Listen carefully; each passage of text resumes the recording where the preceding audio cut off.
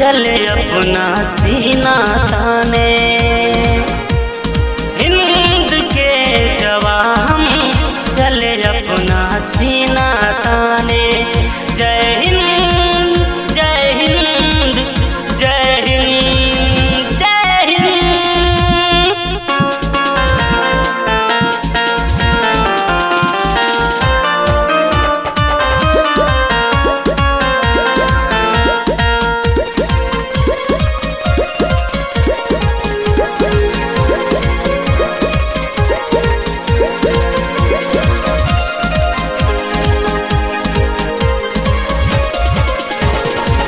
आधी आए तूफान आए, कितने आए मुसीबत, फौलादी ताकत हमारी आदत, बच जाए दुश्मन गलीमत।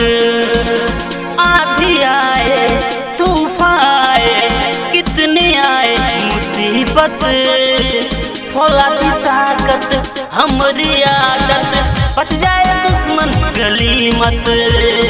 सारी दुनिया देखे हम सर पे कफन अब बांध चले, सारी दुनिया देखे हम सर पे कफन अब बांध चले। जय हिंद जय हिंद जय हिंद जय हिंद।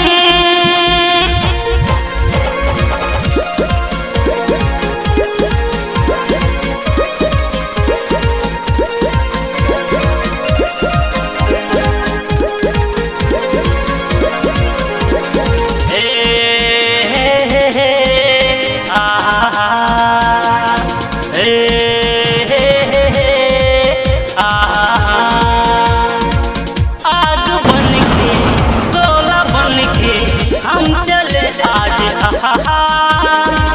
निकले किधर से जाए जिधर से, कर देते हम कयामत। आग बन के सोला बन के हम चले आज, निकले किधर से जाए जिधर से, कर देते हम कयामत।